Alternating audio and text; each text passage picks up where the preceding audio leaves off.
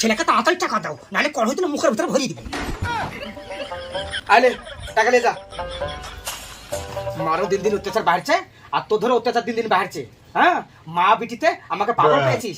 জ্যামিতির battery কিনতে হয় না, ব্যাটারি কিনতে হয়। এলে টাকা লে, যা ব্যাটারি কিনকা ভালো করে পড়াশোনা কর, যা।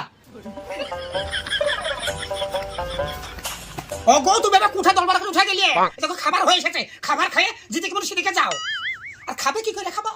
রাতে পেট ভরে খাই আছে, এখন আর খিদা লাগে?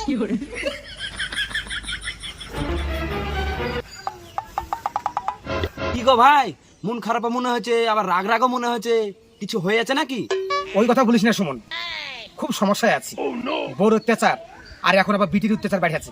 হ্যাঁ রে, জ্যামিয়াতের কোনোদিন ব্যাটারি লাগে রে? এই কথা বলতে গেছি তোর ভাবিকে, তাই আমাকে ঝাঁটার বাড়ি খেতে হলো।